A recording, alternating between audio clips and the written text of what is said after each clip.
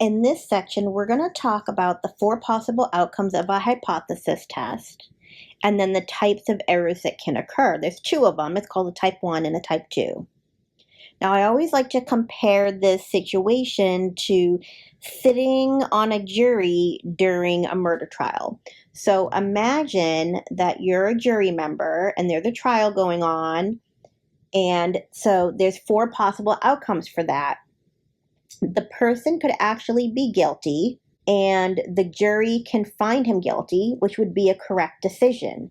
However, it can happen and has happened that the person is guilty and the jury finds them not guilty. That is an error. Then you could have the possibility that the person is not guilty, but you find him guilty. That is an error. Unfortunately, it happens, but it's an error. Then there's the case where the person is not guilty and the jury finds them not guilty. That would be a correct decision. So those are the 4 possible outcomes. So just like you imagine sitting on a jury, there's 4 possible outcomes when we make our decision for a hypothesis test. Now, a hypothesis test is based on probability and evidence and data. It's an educated guess, but that's all it is. There's never 100% accuracy with this because it is an educated guess. So there's some errors that could happen, and that's what we're going to go through here in this table. We're going to describe the kinds of errors. So where you look at the blue shaded area, that's the truth about the null hypothesis. That's whether the hypothesis is actually true or actually false. In the green area, you can see that that's the decision we make. If we reject the null hypothesis when it is actually true, then that's an error on our part, and that would be called a type 1 error. That's this case here. If the null hypothesis is true and we reject the null hypothesis, so this would be a type 1 error. Now, on the other hand, if we accept the null hypothesis when it is actually false, that's called a type 2 error. So that's this case, when the null hypothesis is false, but we do not reject it. So that's our type 2 error. And sometimes you'll see it written in Roman numerals like this. So those are your errors. Now, you have made a correct decision if the null hypothesis is true and we don't reject it. This is correct. So this would be no error. Then the last decision that we could make, or the last outcome, would be if the null hypothesis is actually false and we do reject it. That's again a correct decision, not an error. All right, so looking at this table, we're going to go through 4 examples and identify whether something is a type 1 or a type 2 error. All right, so in the first example, it says, suppose the null hypothesis is that Frank's rock climbing equipment is safe. So that's our null hypothesis. We're going to state the type 1 and the type 2 errors. So a type 1 error is when the null hypothesis is true. If we look up here, the null hypothesis is true, but we do reject it. So if the null hypothesis is true, we would say that Frank's rock climbing equipment is safe, but we assume it is not safe, right? Because the type 1 error is, even though the hypothesis is true, we do reject it. So type 2 error is that, let me use a different color here. I'll use light pink. Okay, so type 2 error, that's right here. That would be when the null hypothesis is actually false and we do not reject it. So we would say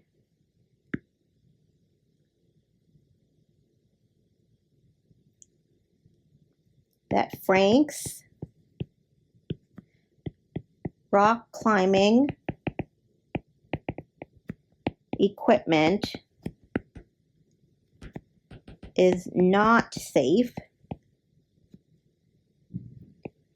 but we assume that it is safe. So that would be our type 1 and our type 2 errors. In the next example, it says, suppose the null hypothesis is that the blood cultures contain no traces of pathogen X. We're going to state the type 1 and type 2 errors.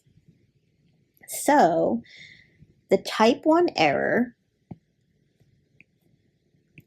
is the case where the null hypothesis is actually true, but we reject it. So we would say, since this is the null hypothesis, we know that if it's a type 1 error, it's true. So we would say the blood cultures contain no traces of pathogen X. However, we believe that there are traces of pathogen X. That would be our type 1 error. Our type 2 error is when the null hypothesis is actually false, but we don't reject it. So for type 2, we would say that the blood cultures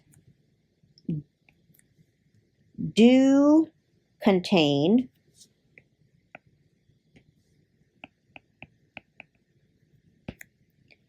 traces of the pathogen X. However, we believe it does not have traces of pathogen X. So that's the case where the null hypothesis is false. So we're going to say the opposite of the null hypothesis. And then we're going to actually not reject it. Okay, the next example says, suppose the null hypothesis is that the victim of an automobile accident is alive when he arrives at the emergency room of a hospital. We're going to state the type 1 and type 2 errors. So the type 1 error is when the null hypothesis is true, but we reject it. Since in this case, the null hypothesis is that the victim of the accident is alive when he gets to the hospital, we're going to say that the victim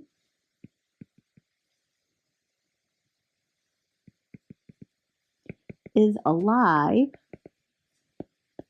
when he arrives at the hospital. However, with the type 1 error, we reject the null hypothesis. So I'm going to say, but the doctors think he has not survived. Now, with the type 2 error, that is when the null hypothesis is false, but we don't reject it.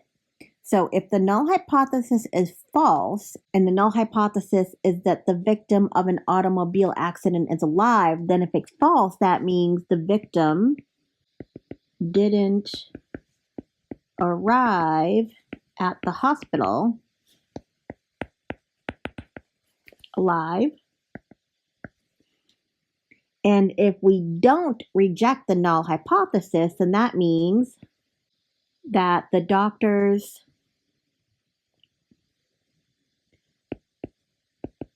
think he has survived.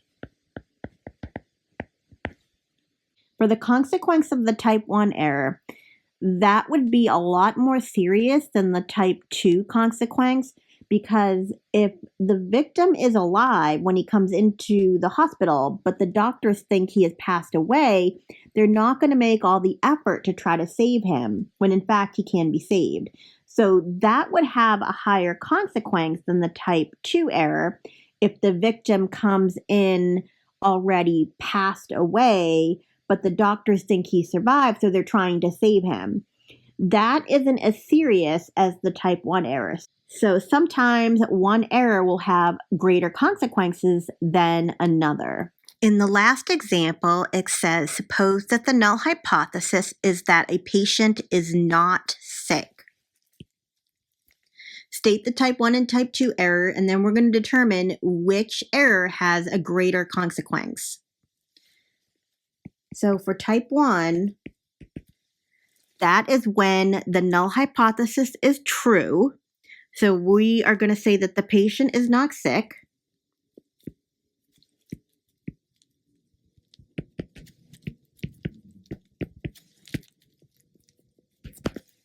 But that is when the null hypothesis is true, but we reject it. So we would say, however, we believe that the patient is sick. Now, for the type 2 error, that is when the null hypothesis is false, but we don't reject it.